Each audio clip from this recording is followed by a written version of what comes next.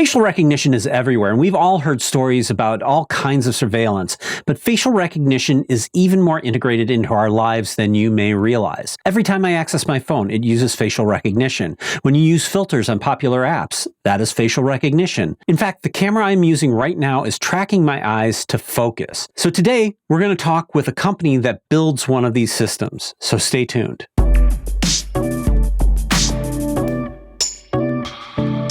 Before we get started, I just wanted to encourage you to please think about clicking on that subscribe button. That helps the channel a ton, and 96% of the people who watch these videos are not subscribers. Today, we're talking with a company you might be familiar with, Cyberlink. They are known for their video players and video editing tools, but they have recently been building a product called FaceMe that provides facial recognition for various applications like authentication systems and video filters. And we have with us Richard Carriere, a senior executive at Cyberlink who focuses on AI, media, and facial recognition. And he's going to tell us how facial recognition works and why it's important. Welcome, Richard. Yeah, great pleasure. Thanks so much for being on, Richard. Facial recognition is sort of an interesting technology because in some regards it's gotten a bad rap, but it's really literally integrated in almost everything we do these days. So I think we're going to have a real interesting conversation about this. But before we get there, I want to just find out, tell me a little bit about who Cyberlink is and how FaceMe came into existence. So Cyberlink is not a new kid in town. Our company is publicly traded in the Taiwan Stock Exchange. We're a grown-up company that's been around for 26 years. We've built, as you mentioned in your intro, media playback technology way back that if you've used a Windows PC in your life, you've used our software either to play back videos, edit videos or photos, or might have used one of our apps distributed when we had a company that was spun off probably a couple billion times. All things to do around video, photo, augmented reality, instant communication. So we have a pretty broad range of technologies that we develop with all the passion of our founder, who's still the CEO, to address challenges and opportunities related to digital media. So that's how we evolved. And FaceMe is definitely the latest incarnation of evolving that technology, something we're all very excited about. It's interesting. I mentioned that, facial recognition has its detractors, right? Because, I think there's some, people think of, the horror stories we've heard around, sort of the surveillance states and things like that. But I think, we've seen it. I think people don't realize how integral facial recognition is to everything they do right now. Just from authentication systems. My iPhone always uses facial recognition, to open, and I think it's so more deeply ingrained. And I do a lot of video work, and obviously with the video work, face tracking and all that kind of stuff is just absolutely critical to what we do. So it's a much bigger ecosystem than I think people originally think. Can you talk about how you guys approach it, and I know you want to not get anybody killed or put anybody in jail with this sort of stuff. Yeah. So you guys have a different kind of ethical perspective on how this should all be used. I'm glad you're starting with that because that's fundamental. As you've said, there are people, I call them the doomsday sayers. Well, guess what? When Prometheus arguably discovered fire, there were people out there who were pretty skeptical and angry at the potential dangers of fire. So this is nothing new. Yeah. That said, ethical facial recognition is at the heart of our company. Starting with our website, on every single page, there's a statement of human rights. So we have a position there that we added when we started doing business for facial recognition to establish very clearly that everything we do is not going to be at the expense of anyone or promote any discrimination or anything like that. So it starts there. It's a fundamental belief. You mentioned about not killing people. If Zhao, Professor Wang, our founder, was on the call right now, he would say, I'm not in the business of killing people. Like, there are so many opportunities out there. I think it's a good way to sum it up. Yeah. The way we do the learning, it's a big black box for a lot of people. How is facial recognition? What does it mean? Yeah. Well, what it means is that we train, just like you would train a mathematical model to quickly solve some formulas. AI is a way to accelerate the capture of data. So we take pictures that are, these pictures that models, people put out there with the real intent of unlimited public use. This is the pictures that we use to train the model. It doesn't mean that a specific person's picture will be in our database and this is how we find them. It means that it helps finding, okay, is this a man, a woman? What's the age group? What are the traits, which, by the way, all translate in vectors. So we never have an actual face, just have a bunch of zeros and ones that create little lines on the face. So how can you create patterns? And this is how it works, which also means that we don't keep faces on, like we don't need faces, we don't use faces. What we do is that we have a template, highly encrypted file of 0.5 kilobyte to 3 or 4 kilobyte, depending on the level of accuracy you want, stays on the database. You can do nothing with that other than having at the other end the same key to have a live face and match the two templates. That's all you can do. No bizarre things. Try to recreate a face with these vectors is absolutely impossible. Like it just doesn't work like that. So these are some of the things that people should understand.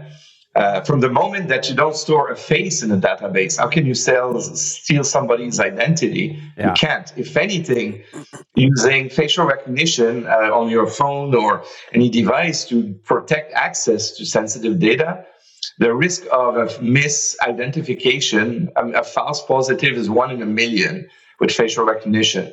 On its best day, iris recognition or fingerprint recognition is 1 in 10,000. And I'll spare you the risk of finding a pin based on your firstborn's birthday. So this is some things that people should know. When people understand that, suddenly things change. Even data protection, I think 98+% of data breach come from the inside of businesses.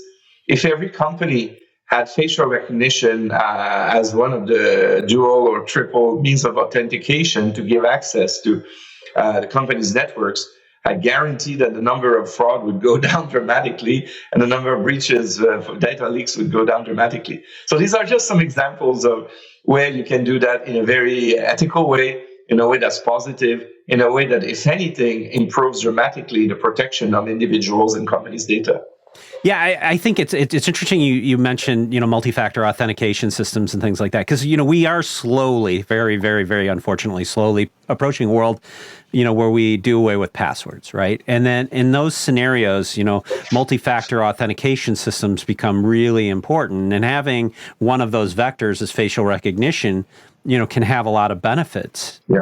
Like you mentioned, it's like, when Prometheus gave man fire, there were people were setting things on fire, but on the other hand, they were keeping themselves warm and cooking with it too. So they're like any technology, it has an extremely valid and important use, and actually can help, keep you more secure rather than, sort of tear that down. So I think that's an important point. That's important. And they were not to be saying everything is perfect.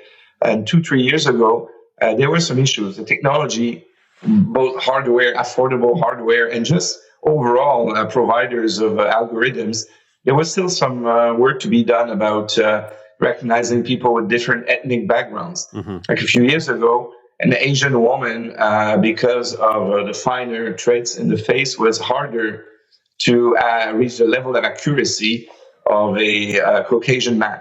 Mm-hmm. It was just a fact of the science. Just like if you're in the brightest light possible outside, somebody with fair skin, it will be harder to reach the level of accuracy. Somebody with slightly darker skin, or the other way around. If it's pitch black, nobody will be recognized. But obviously, if light is very dim, somebody who has darker skin complexion.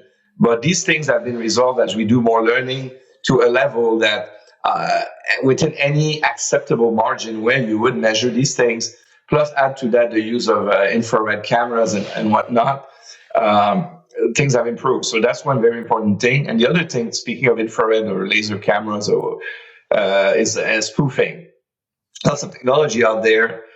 You put a picture of somebody's face or on the phone, a video, you can spoof the system. So that becomes a pretty weak spot. A few providers, and not just us, I encourage people to look around, but you look at organizations like iBeta.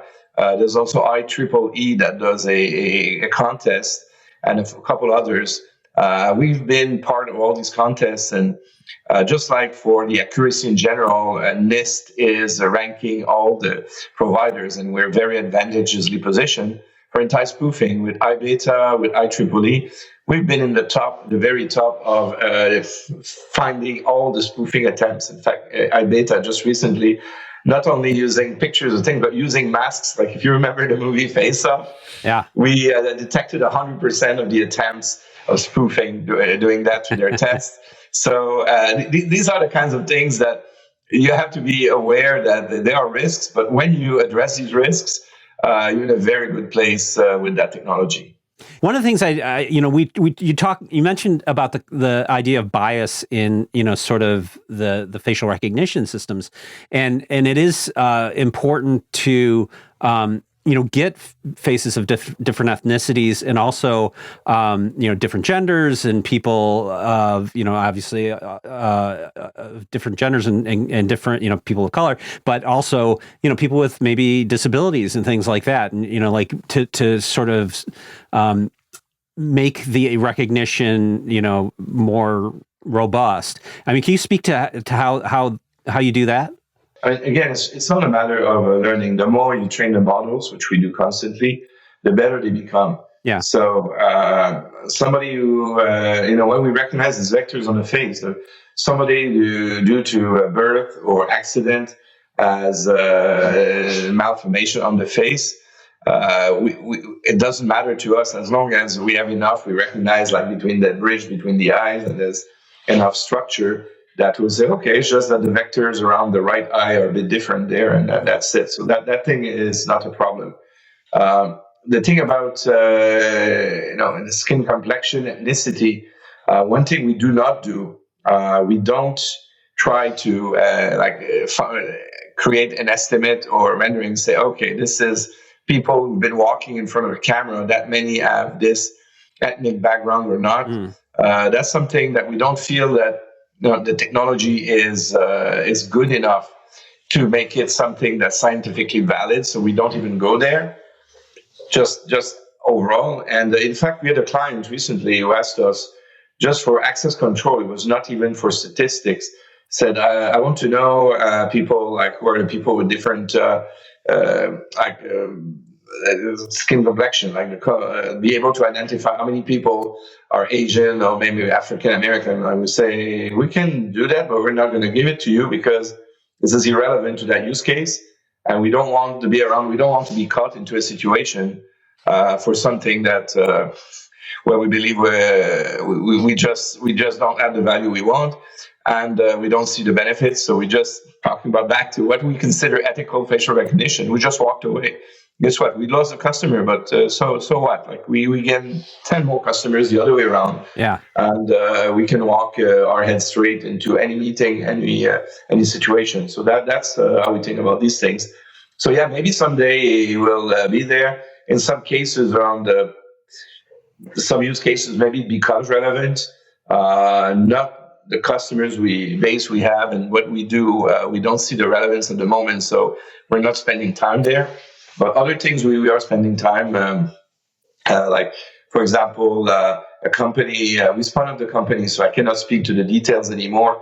It's where we developed at some point virtual makeup, and an app for virtual makeup that was, I guess it ended up being pretty successful, because a month ago we went public on NASDAQ with a 1 billion plus evaluation. But in that case, the skin color was important, because when you apply makeup on someone, whether it's lipstick, whether it's foundation, and I'll spare you the intricacies that I learned as we were developing these things. The color, the end color is different. So in that case, yes, absolutely, you need to identify and do that, but it is a very specific usage. So that's how we see this thing going. Well, I'm glad you said that, because I've heard so many companies that talk, oh, we can identify this and that and this and that. And you know, like it isn't there, and it is problematic. And it is, you know, like I think people are trying to make conclusions about things that, you know, like you said, the science just isn't quite there yet. You know, so I appreciate that that's the path you guys have chosen to go down. And it depends what you're doing. Like we can definitely have an estimate for a group of people for statistics at retail. Right. When you anonymize data, we can say distribution of age, gender, and even facial expression, which, by the way, we call facial expression, not emotions. Right. If the former Prime Minister of Britain, Tony Blair, was in front of our camera, for those who know the individual, I'm sure when he's angry, his facial expression still looks like it looks exactly the same. Neutral, smiling, and so that we cannot go beyond what we see.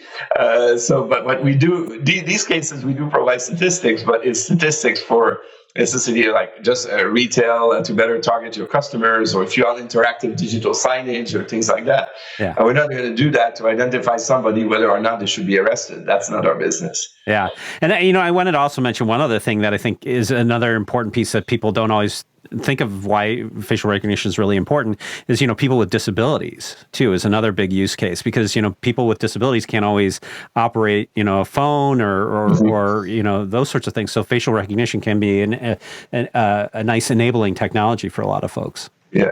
In fact, an interesting one there is people with dementia. It's close to me. I have people with dementia in the family, but like a lot of us have. But there's some public order basically identifying when people leave their senior living facility without ID, they have dementia, they're lost. So we have in a country in Asia, our customers, the police has people's identification available through FaceMe. And it's not to arrest people. So, many countries in Asia, the crime rate is so low that except for a few pickpockets, it's not relevant. But in that case, the number one use case is how to find these older people, take them back home safely. So these are things that the technology can do a lot of good. Yeah. No, I think that's pretty cool. Well, and since we're talking about like, you know, we've been kind of touching on some of these different use cases. I mean, can you talk about, I mean, there's such a wide range of use cases for facial recognition. I mean, we already kind of talked on some. You talked about that makeup app that is making $1 billion now. You know, but I mean, like, you know, between Snapchat filters and TikTok filters, I mean, there's all those kinds of use cases, but then we've mentioned authentication systems. And you know, can you talk to some of like the, you know, typical everyday use cases that you guys encounter? I would say right now, our clients, where we have the most interest and where we see the most deployment is enhancements to video management systems. So for door access control in office buildings, industrial plants, warehouses, you have all sorts of areas that are accessible to different types of people. Even the workplace, the office, as people come back from COVID, a lot of situations, people are going back to the office a few days a week. It's kind of a hotel system for the desk assignments. And so being able to manage that without a bunch of paperwork, without errors, facial recognition is a very, very powerful tool. Also for asset protection, the number one issue right now in retail is asset protection, shoplifting. Some retailers have been very vocal about that. Not that they are our customer, but Walmart has been in the press and they said, yes, of course, we use that. We've been using that to keep blacklisted people away from our stores. And guess what? Our customers are quite happy to know that there's not a dangerous criminal in aisle number 5, just 10 feet behind them. So these are some of the use cases that are very real. They are about security, access control, and they're important. We have a customer, it's a big factory in Asia. They have 20,000 employees in 3 shifts. So it's a lot of people 3 times a day coming in and out of a factory. It used to take half an hour to check in and half an hour to check out at the end of a long work day, just to make sure like the hard hat and the masks and everything was okay and the person was identified and didn't have body temperature that could indicate fever. Once we replace that with FaceMe, which can measure all that, suddenly the queue went from 30 minutes to 0. People just walk in like they own the place. And for a few exceptions, if the system doesn't recognize, there's an instant alert sent to a supervisor who goes and check like the things for that person. So these are some of the use cases we see a lot around access control and identity management and asset protection. We see statistics. So I was saying about retail, make sure like who shops, what time of the day, which parts, so we can help enhance the shopping experience. One thing that's more in the proof of concept still, but I think has a lot of potential is loyalty programs. So people who opt in with their face, imagine you go to your favorite coffee shop or clothes store and you walk in and you are remembered and you know it because obviously you signed up and say, hey, Chris, welcome back. Are you going to have your Americano with a little bit of cream like you typically like? And do you want a blueberry muffin with that? We don't have them every day, but we know that you like them. Yeah. I mean, you enjoy that versus go to that coffee shop that everybody has an app for, which I like still, but half the time I forget my password. So by the time I'm in the queue with everybody behind me, I just pull out the credit card and I never use their thing. Yeah. So these are some of the use cases that we see a lot. We're talking the cruise industry. Right now, this is a space that's so ripe for. There's about 50 use cases on a cruise ship where facial recognition can make experience more pleasant for everyone. I won't go into details. And I could get on and on. We have a car manufacturer. They're doing a proof of concept for not the things like we wouldn't want to get into, like the safety are people dozing or things like that. We're not, but just to the comfort, every passenger, it does the setup for each of them and the drivers. So these are the kinds of things that where we can help and where we see. And there's about 100 more use cases, but I will stop there for now so that I keep some for next time to talk. You mentioned one that I actually forgot about that I use every day. I mean, we have a Subaru Outback, and it does facial recognition. When you sit down, it says, hello, Chris, and it adjusts my seat and gets the temperature right and adjusts the mirrors and gets everything going. And it's awesome. You know, like, in fact, it's really annoying when it doesn't work because then I got to they got to fix that menu because I'm like, click, click, click, click, click, click. Oh, God, that, it kills me. But they need to partner with you guys to improve their facial recognition. If you have a contact with Subaru. Yeah, Subaru, get on it. Yes. What are the key characteristics that FaceMe looks at in order to determine facial recognition? Is there some characteristics that...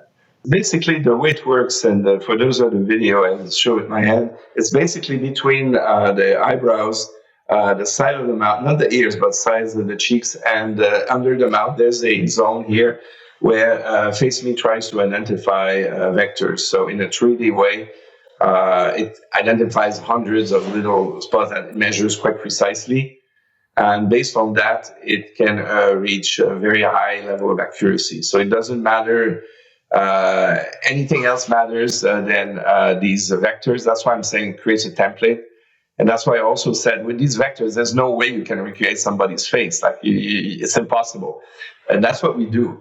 The beauty of it is that there's way too much information already.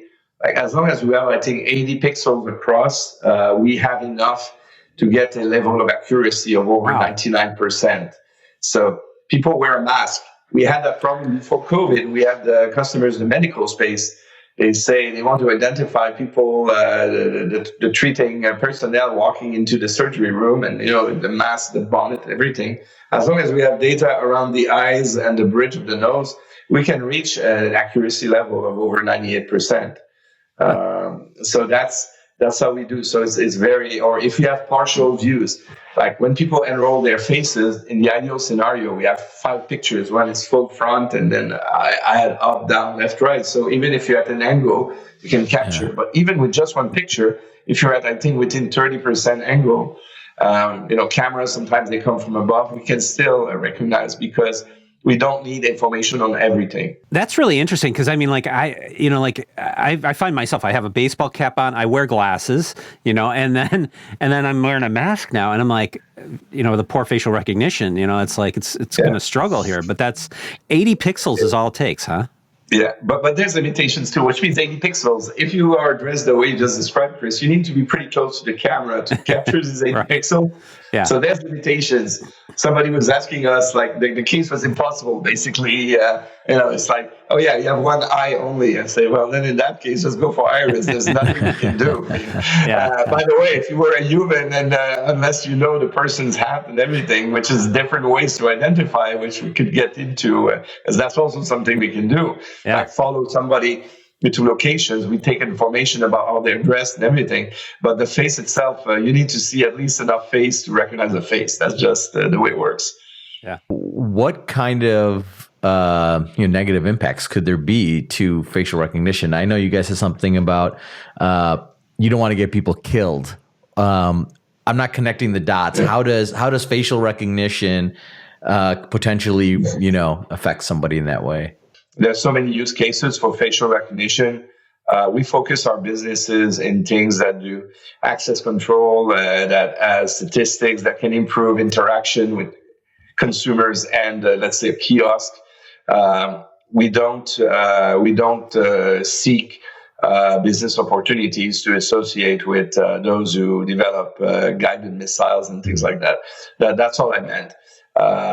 And when you say malicious things, there are cases where facial recognition is used. Like, I think it's a very, very powerful source of evidence in public safety to identify potential suspects. It's probably better than a lineup of people at the police station. But a piece of evidence versus irrefutable proof, these are two different things. And I don't want to speak to any specific case. I think the journalists are doing a very good job at highlighting any situation. But this is where such a vast field that we feel as a company, our size, a global company, but not headquartered in the US. I don't think we're we're necessarily the number one to be considered for some of these use cases. We prefer to stick to commercial users, to things that help people's life in their everyday thing. It's where we're focused. I mean, we used to do, and we still make apps to edit your vacation photos and videos. That's where we're from. So we try to stick to areas that make people happy and put a smile on their face. Yeah, I think that's a much better karma with that than unmasking dissidents and I don't know. I think there's an immense value in our society to keeping peace and order and making the planet a nicer place. That's why I don't want to go there. But certainly our little contribution. I'd rather focus on these areas which we know about, which we know we can add value, than these much more complex situations that can be very valuable, but we're not equipped to make the judgments there. We talked about a lot of different, ways that it's used. What are kind of some of the more unusual use cases that you've seen? Yeah, there's all sorts of things. We learn every time we talk to a client. We learn new things. I would say the one of the most unexpected was this when I described about elderly people with dementia. Yeah, it's something. The first time I heard about that, it was like, wow, I didn't know we could do that. We have also one where early on in Asian chain of retail stores, they developed a little robot that looks like a science fiction robot, and goes to people as a concierge and identifies, say, oh, Mr., Madam, whatever it is. There's another company also there they have these robots in the homes of sticking to older people. Like if some of them, their family relatives cannot visit them frequently, so it tries to assess their mood by the facial expression from one day to the other. And if they feel that things are deteriorating, it will send an alert maybe to, I don't know exactly the details, but I imagine to the children or grandchildren, telling them, well, maybe it's time to go visit grandma or something. So these are some of the less usual use cases. The key things have a lot to do with access control, improving user experience, interactivity, at the kiosk, depending on the age group or the age you identify of somebody in front of a kiosk, you might want to offer different things at different times of the day. If it's 3 p.m. and it looks like you have older couple, maybe you will offer tea and a pastry. If at 3 p.m. you see teenage boys and there's 3 of them, maybe you will offer the supersized value meal. They come back from the soccer practice. So it's the use cases depend on really what you have in mind for the end use. Yeah, it really seems like the uses are endless, and that's the thing, and that's what we find. And in today's world, ask anyone in any industry, the biggest challenges right now, number one for everyone is labor shortage. Well, labor shortage means that you are trying to find ways to automate areas of your business so that the labor you can find, you place them to higher value added activities. And it's true in commercial industrial space, it's true in retail. You'd rather have, as a consumer, certainly I'd rather have a kiosk to check out from the store just with my face and just walk out. If I have an associate who is on the floor, knowledgeable of the products in the aisle, and I can talk to them without waiting for half an hour, it will be positive for me, it will be positive for the person. The employee probably will have a higher salary and will feel better than just checking people out. And everybody's happy. So I think that's the number one thing. And at the same time, the flip side to it, we've learned as consumers to become more and more demanding. So we want something, we want it now. So our demands for fulfillment logistics have become also much different than they were 10, 15 years ago.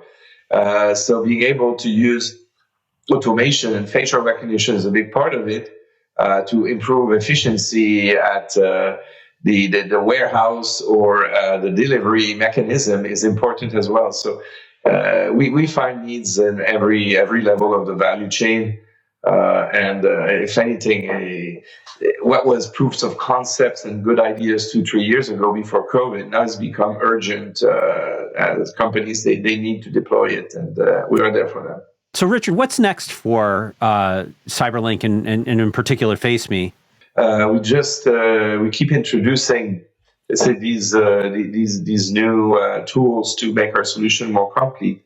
So what's next for us is basically grow the business. This is where my job is becoming demanding as responsible for our sales and marketing team in the Americas. We need more people. We need to go after the customers because there's more demand than we can fulfill. We have an amazing team of engineers in Taipei. I think they're the best. I've been in the software industry for over 20 years. I've never seen engineers that move so fast and so quickly with high quality work. So we just need to be there, fulfill the demand. The demand is coming. The new doomsday sayers are having less and less airtime, and instead real consumers, as you said, with your phone, with everything, are demanding it, and we want to be there to meet demand. I think it's important to have a company that's has a solid ethical foundation when doing this, because that's important, and I think that's what people are really working for, and I think that if for facial recognition to take off, having those kinds of statements are really important as well. And our partners to go to business are some of the largest hardware equipment manufacturers. And these companies pay a lot of attention to ethics. I'm not going to single out or name any of those, but take the biggest technology companies. They all have all follows these principles. So they trust us as business partners because of that, and among other things. So we need to follow the same rules as companies that are larger than we are, but addressing the same needs, the same markets, and it's how it makes it fun and makes us proud, the entire team, to wake up in the morning and go get the market. Thanks so much for coming on. I think this was a great conversation to sort of fill people in on how many uses there are for facial recognition and how many how many times a day they're probably using it already, right? But yeah, it was a great conversation. Really appreciate you being on, and we're really excited to see where you go. And hopefully you can get that deal done with Subaru and get my facial recognition working yes. better. Pass me the phone number, the contact. We'll call them now. So yes, great pleasure. Thank you so much. We'll tag Subaru in the notes too. So yeah, thank you so much for being on. Really appreciate it. Thanks for watching. I'd love to hear from you in the comments. And if you like what you saw, please give us a like, think about subscribing, and I will see you in the next video.